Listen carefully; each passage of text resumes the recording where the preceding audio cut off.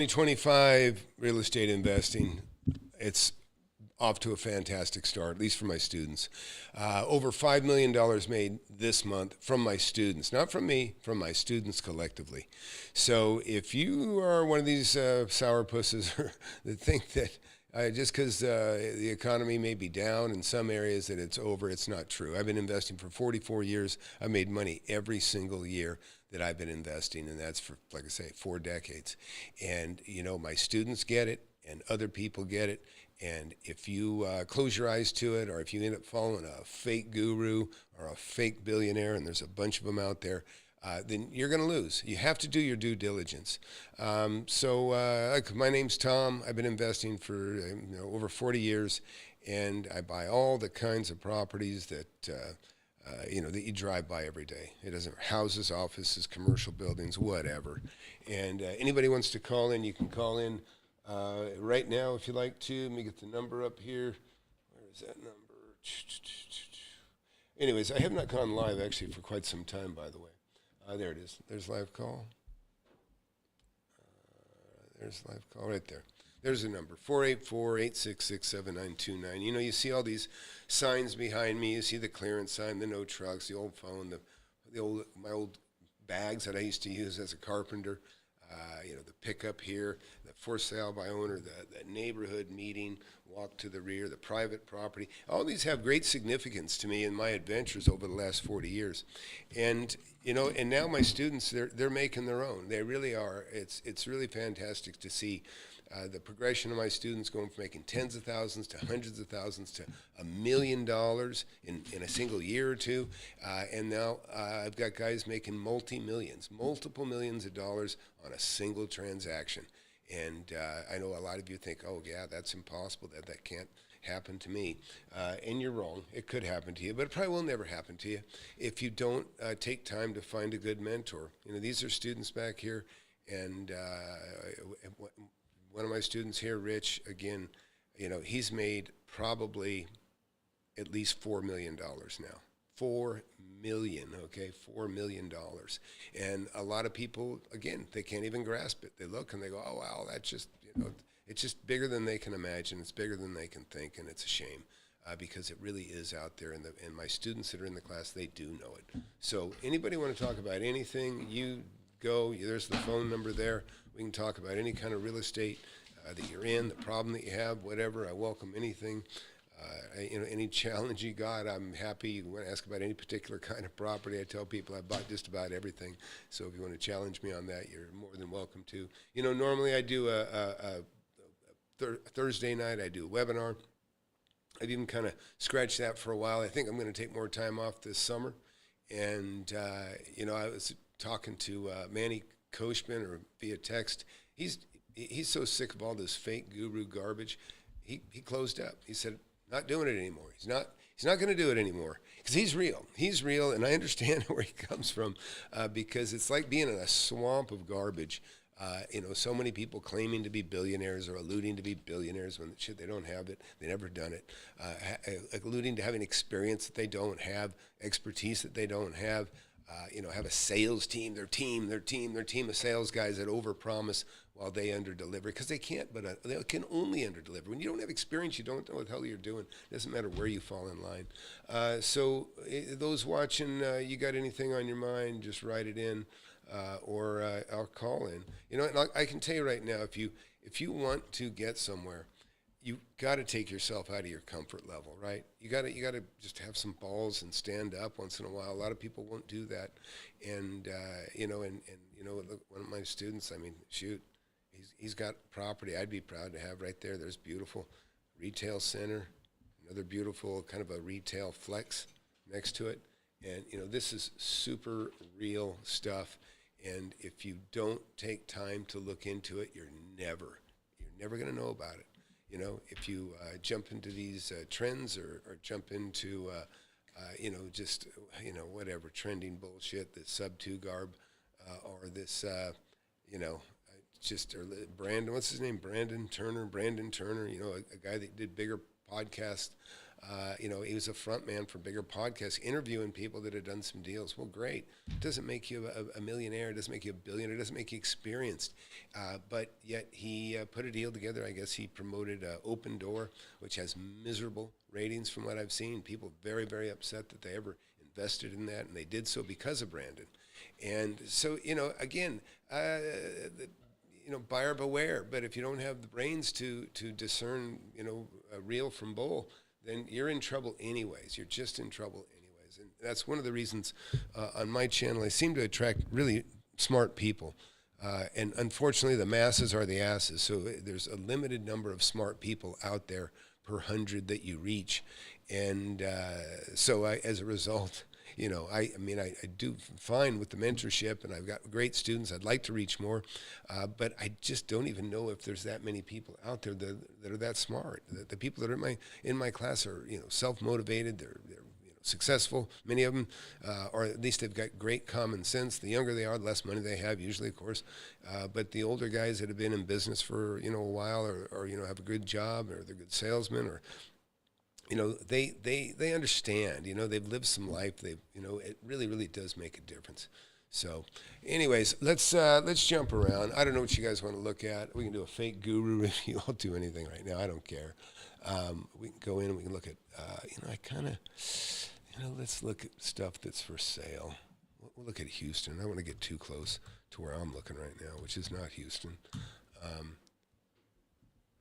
Let's go. And let's see what we got here.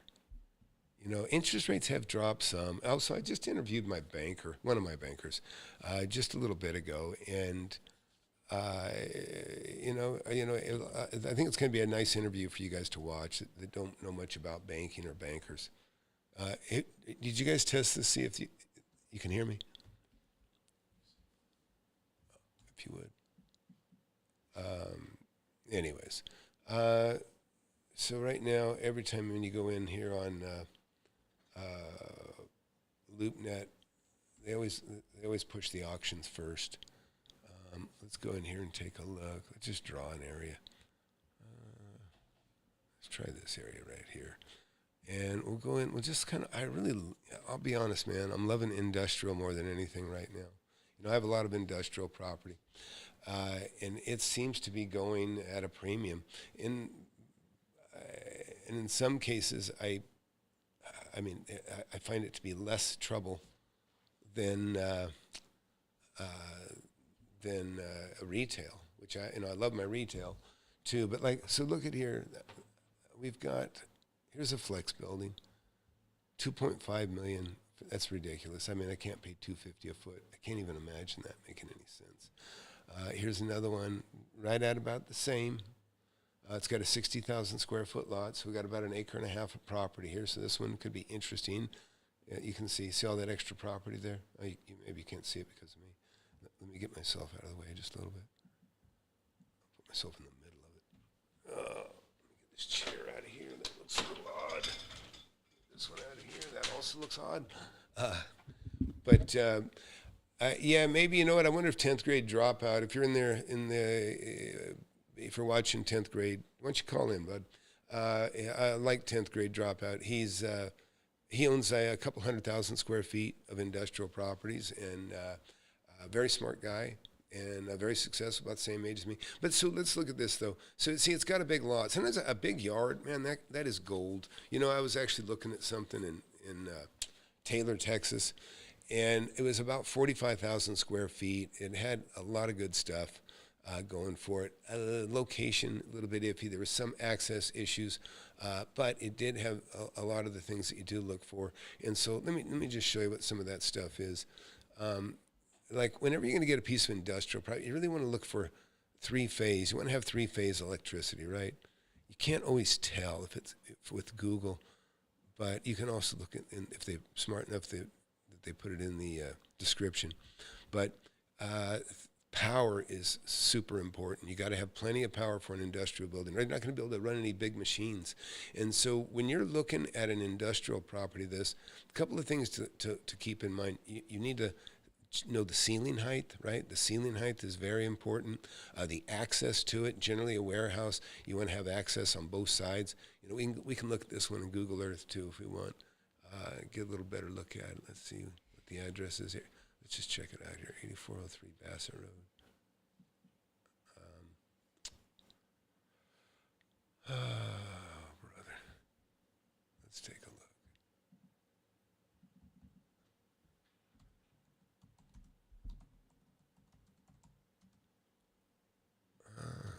Houston.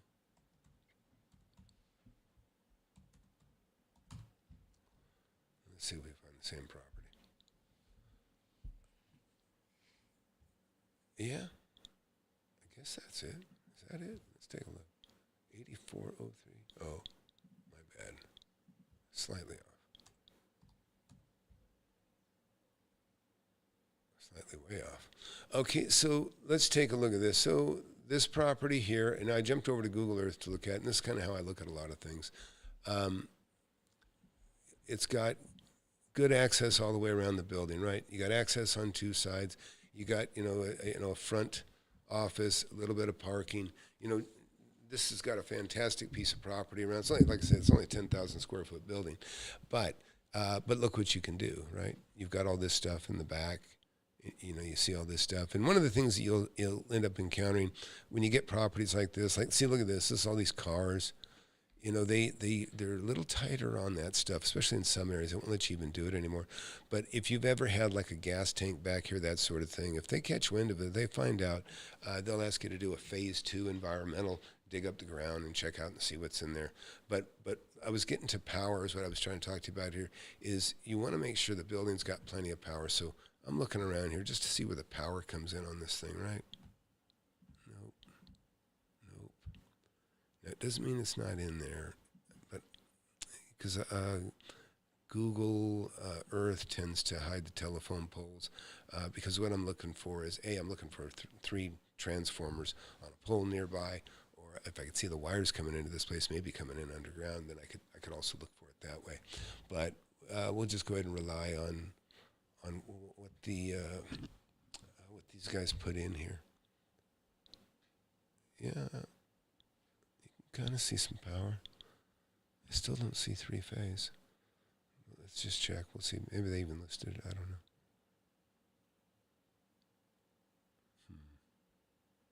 And it may not be. I'll tell you, there was a building I was looking at.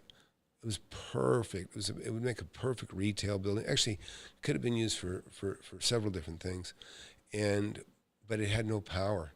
It was like it was just being used as a shed, and this was like I guess it was about a 12, 13, maybe it's 15,000 square foot building. I could probably find it, and I ended up offering $1.25 million. Somebody else got it for, they paid $1.6 million. And I had them down. I actually got them down to a pretty reasonable rate. Our price, but I ended up missing that one. But there's always something else. So let's look inside of here.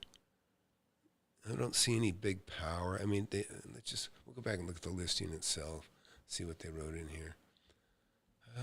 It tells where it's at. It's actually quite small. It's very small, 4,400 square feet. Tenancy single. Yeah, the fact that they didn't put it in here would indicate that they don't have it. So this building might be a bit of a dud for power, just quite honestly. This type of building is perfect for a little machine shop, but machine shops, they require power. You got to have it. So let's go look at some other stuff here. I'm looking for a bigger building right now. This is small stuff, but it's still worth looking at. Let's just see, 28,000. Now take a look. This looks interesting. This is about $100 a foot, right? They want just a little under $3 million for 28,000 square feet. So now this is something I'd be interested in looking at. All right. Let's just see if they include it. Let's see what this thing has.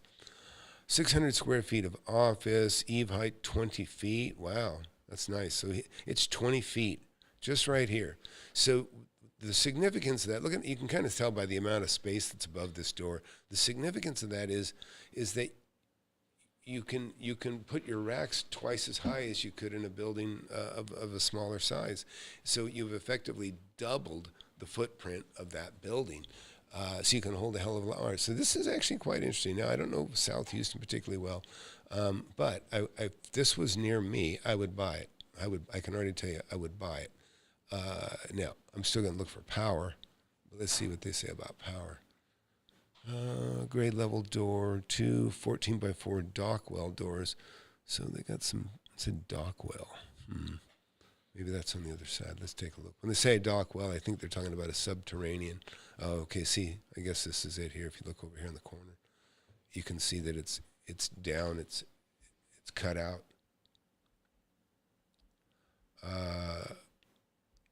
Yep, that's what they're talking about, a dock well. That's kind of a weird looking thing. I don't know what the hell that is in the middle there. But let's look a little closer here. It's on an acre of land. Clear ceiling height, 26 feet. Boy. Again, they're not. Let me just tell you something. This is something that happens, and I'm not saying that's the case with these guys. Sometimes the agent, where they really fail, and I got a painful one to think about, when they fail their customer, when they fail the person that they're representing the property on, they failed to highlight some of the most important things. Maybe they get the ceiling height wrong, or don't write in there that, look at that, see, that's open span. That's a big deal, see? Wide open. There's no poles holding up the middle of the place.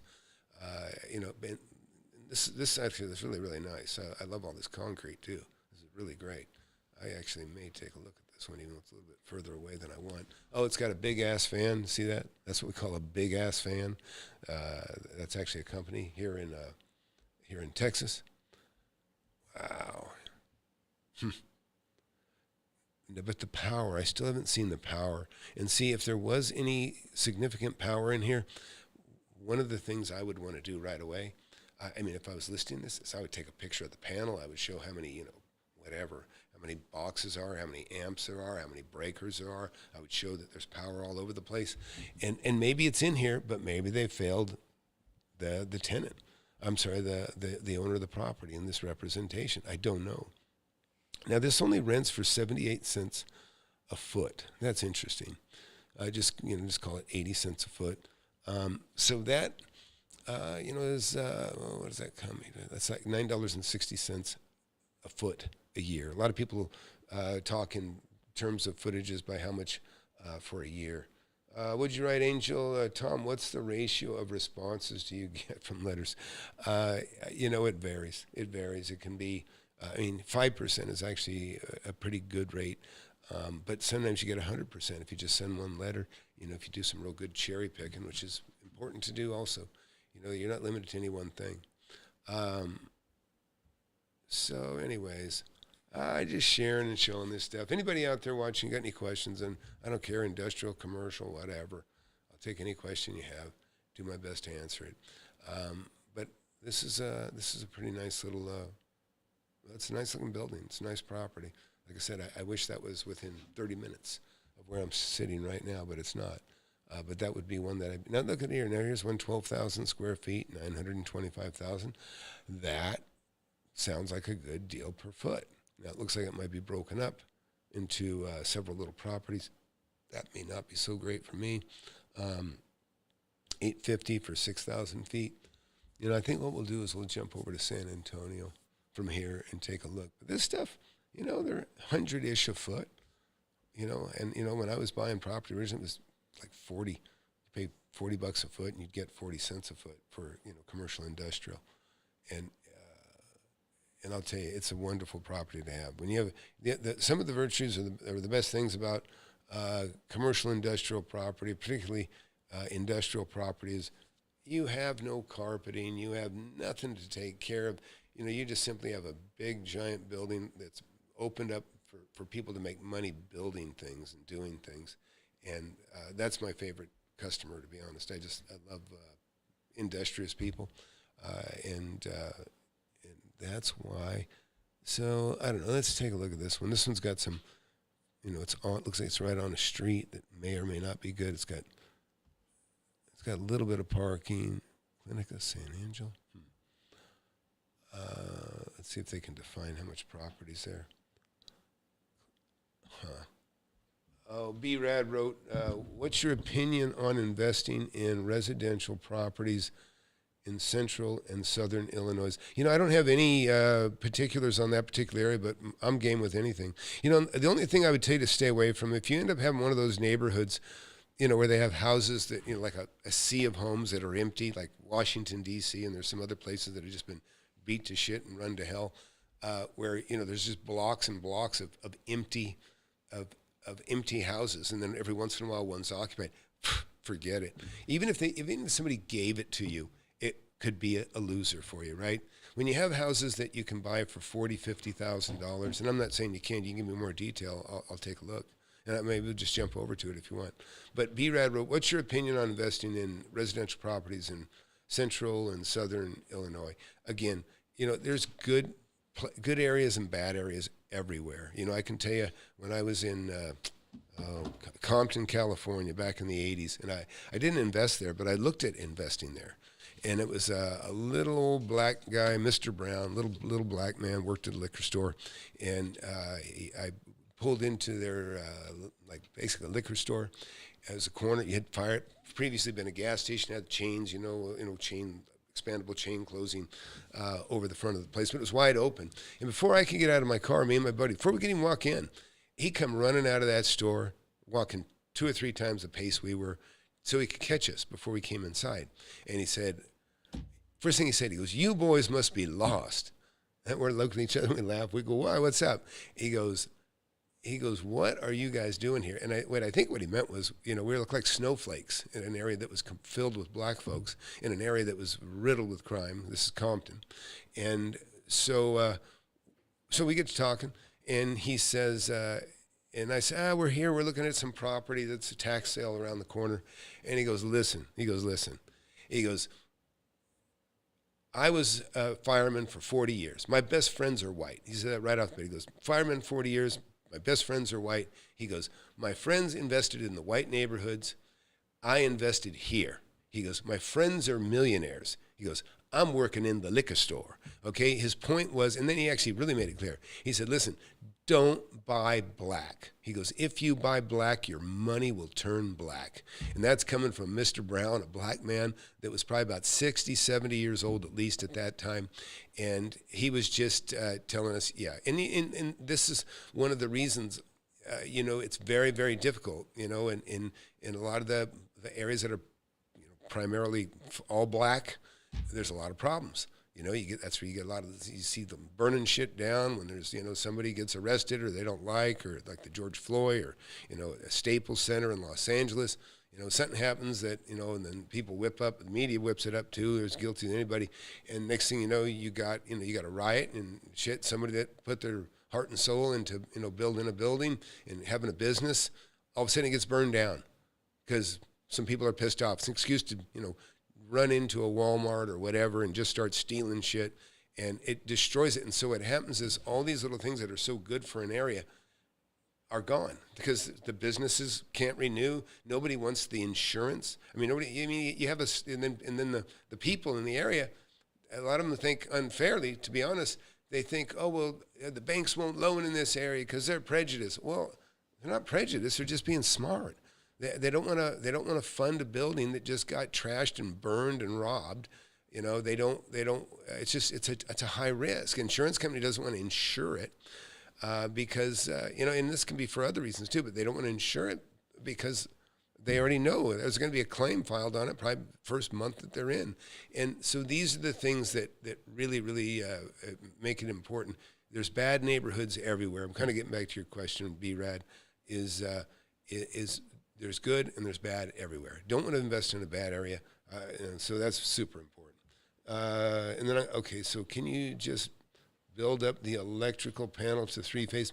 Yeah, it sounds easy, Rob, but it's not that easy because you could be in engineering. You might want to do that, and it's not even, the pole's right there. You have an electrician, everybody's ready to go, but you got to go through all this bullshit through the city.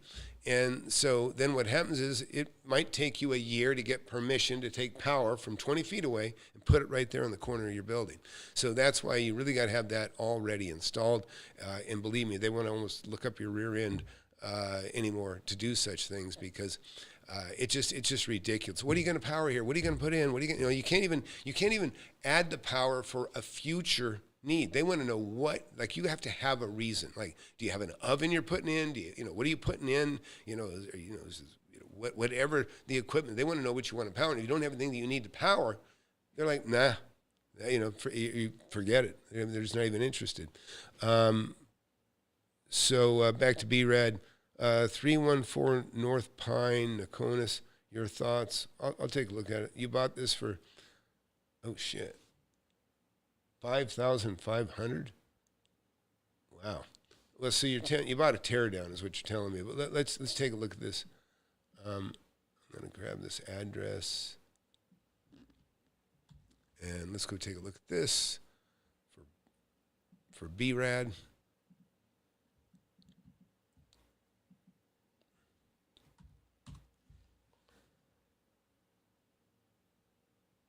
So, okay, B-Rad, could you confirm that this is your property?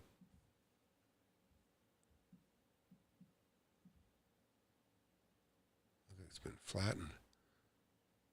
Nokonis.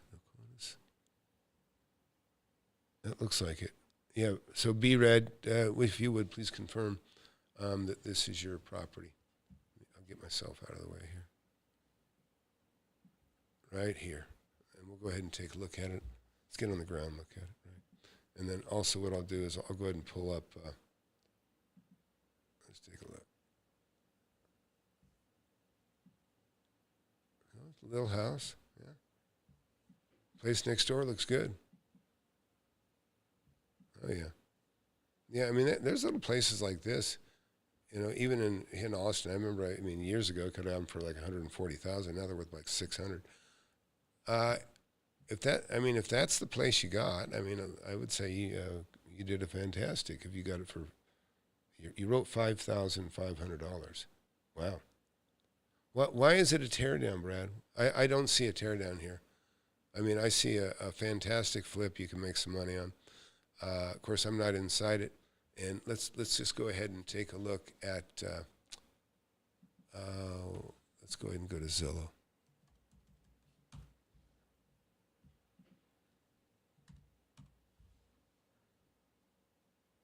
Oh, wow. This is not an expensive neighborhood already. So it looks like it was 18,630. And let's take a look inside. Yep. Yeah, it doesn't, let's see on the outside here. Yeah, looking pretty shitty. The siding sucks. Yeah. So here's the deal. Here's how you got to look at this. And you may have made a mistake, to be quite honest. I hate to tell you. You might have made a mistake, and I'll explain why. So let's go back. Let's look at what's around it, right?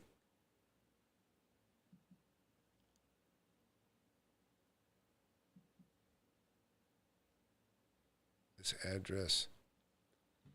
You can see here's a house here, 8250 or 82,000. Here's a house, 44,000. You can see that above my head. The problem is like, let's just look at this house. Now take a look at this house. This one's 44,500, right?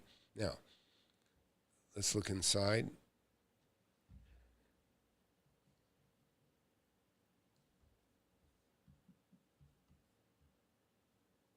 Looks okay. A little rough in there, but it doesn't look like it's got water damage or anything. It looks, yeah, pretty rough in there. But, that's only about an $800 replacement there, by the way. Yeah, shag carpeting, boy, this brings back some memories. So here's the deal. This house has, decent, and I say decent, carefully, but the cabinets look okay. They could be repainted. It's kind of funky. It's got a drop ceiling. I don't know what the hell that's why that's there. That's really weird. In a residential property. So it may not be the best example, but the bottom line is, this is the problem. If your house is worth if it was in perfect condition and it was worth $100,000, then it'd be great. You could rebuild it.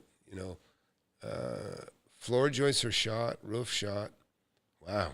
Oh shit! You already filled up a 30-yard dumpster. Shit, dump fees are going to get to you pretty soon.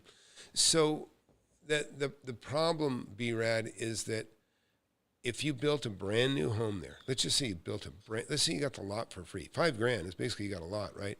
Plus you had to spend $5,000 to get rid of what's there. So just say you got $10,000 in this lot. If you can't build you probably can't even build a new home and sell it for what you paid for it, to be quite honest. I mean, maybe you can, but it doesn't look like it. We'd have to look more around that particular neighborhood, and let's see if we can find that one again.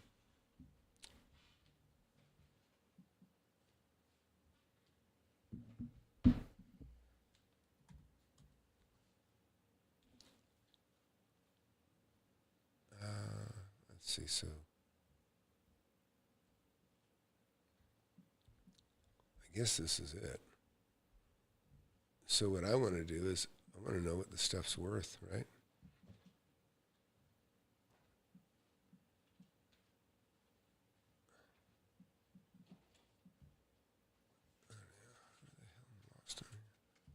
Okay, here we go.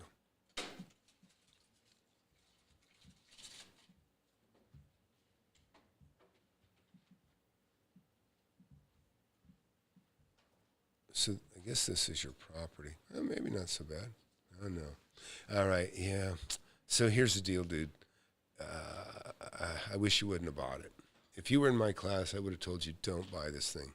And here's why. Your house is a dump. It needs major work.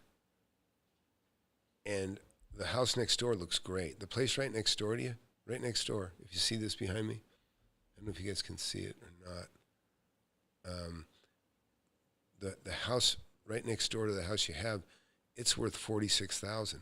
The next one next to that, $27,000, $33,000.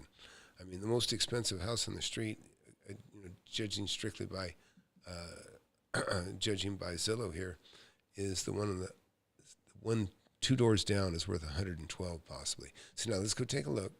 Let's go take a look at it here. So look at this place. This place looks like it's cared for. It looks very, very nice and perfect. And it looks comparable to what you have, too. It looks about like what you have, except this is done, and it's still only worth $27,000. And then, this one here, it says it's worth $33,000. Again, it's not a dump. Yours looks like it might be bigger, so I'll give you some points for the size. But if you have to rebuild it all, then it really doesn't really matter. So let's go look down just a little bit more. Okay, this one of these is worth $86,000. Yeah, I think this one showed to be worth $86,000, according to Zillow. And this corner is supposedly worth 112. And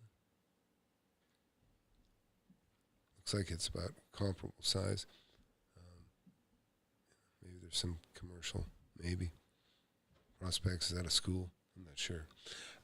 But the bottom line is, I mean, I just want to be straight with you, but it doesn't look very good. It just doesn't. It looks like he spent. It's just too. That's just the problem. You remember, before we even started, I was describing if you're in a sea of homes that are under 50,000, and you get something for 10, you probably can't. I mean, and if it's trashed, it's easy to spend $50,000. I mean, fixing up, you can spend $50,000 very, very quickly. And then what do you got? You got a house that's the best house in a $50,000 neighborhood. So what? Maybe you get 55, and it's just not worth it. So I would tell you, try to sell it. Just scrape it if you have to. I mean, in all honesty, if I know it's not up to your living standards or mine, but somebody might do it. And I know you're right. I think you're saying I do most of my own work. I mainly bought it for the garage. So I get it. And maybe you live down the street and you can justify it for that. That's fine. But, you know, but it doesn't, for a residence like it is, it doesn't, it's just, like I say, it doesn't matter that you paid $5,000. It's trashed, and it's in an area surrounded by very, very cheap homes. And so it just doesn't do you really any good. So anyways, what else? Anybody else got anything else they want to address or look at? Bob wrote, sell it owner finance. Oh, I see. Be right. So look, I remember I went into some little Texas town, and this guy was in a rough neighborhood. He had about a 10-foot tall chain link. So imagine taking your house and then put in a 10-foot chain link fence all the way around it on the property line, right over the front. And he would come up and he would open it up, he'd unlock it, and he had a very nice editing studio. Had all kinds of cool. And what he did was this was his little home office. And so, like, if you're doing the same thing, if you're saying, yeah, for $5,000, this is my little my garage. You know, maybe you're in construction or whatever. Maybe it's an office for you, whatever. If you can make it secure and comfortable and utilize that one part, then you got a fantastic thing to do. Oh, you have it for sale on Marketplace for $7,500. Yeah, because like you say, you know, I mean, like I say, it's going to cost. You probably spent $1,200 on that dump, right? On that dumpster, 30 yards. I'm guessing. You know, you probably had it dropped off and hauled away. It probably cost you about $1,100 to $1,200. So yeah, like I say, you know, you might be $6,100 into it right now. But yeah, so there's a limit to, you know, what you can buy. You got to be very careful. You don't want to buy junk. You know, you should only buy stuff that's worth 30-40% more than what you're paying for. It's got to be worth 30-40% more than what you're paying for, minimum. And then it'll start to be worth it once you get over 100,000, 200,000, 300,000. You know, on average, I've been buying a lot of homes in the last, 8 years, really, that I paid anywhere from 150 to 200, and I've made $100,000 on every one of them. Some have made much more. Some have made 500,000 on, you know, if they held them long enough. But I would just tell you, yeah, that, you know. But anyways, thanks for sharing that. Anybody else got anything? Anybody you can call in to, by the way, there's the call-in number, 424-866-7929. Call in. I'll take you around anywhere you want to look at. Listen, if you've got an interest in real estate, don't be shy. Don't be afraid to speak up and ask about something, and because that's how most people are, and most people don't get ahead and don't become rich because, you know, and a lot of times just because they're sitting on their hands. You know, afraid to embarrass themselves, say something wrong, you know, and really nothing's worth it. Sitting there doing nothing will cost you more than anything. I'm trying to find, there we go. That's what I was looking for. Okay. So, you know, and like I say, there is no bad properties, you know, there's just bad deals. You know, if you pay too much, you pay too much, and that can happen on anywhere and anything. And you know, the things that make deals happen everywhere, universally, in every city, in every country in the world, really. But anyways, so look, if you don't have my book, get my book, Wake Up and Smell the Real Estate, for $10-12, and $10. I think you can be listening to it on Audible in another couple of minutes. But you should get the paperback as well. And, you know, take some time to get a little education on real estate from somebody that actually knows what they're doing. Don't buy in. You see a young guy that looks like he can barely shave, and he says, oh, yeah, I'm killing it with all these deals I've made. I made about hundreds of houses, and they're not even 30 years old. They're full of shit. They're full of shit, 100%. So, you know, if you want to believe that fantasy and then get reamed, then do it. But, you know, if you use your head, you know, it's just common sense, most of it. So, looking forward to seeing everybody again soon. And listen, time is on a mission to eliminate all the snake oil and the fake gurus that fake y'all. He'll show you how to build an empire, starting with nothing but a desire. All you really need is a good mentor, not a used car bullshit. With time, you'll learn to crush it, investing like Warren Buffett. With real estate, you cannot procrastinate. Everyone who hesitates is left at the starting gate. Hey, yo, so don't delay and join today. The mentorship and flip anything. USA, go.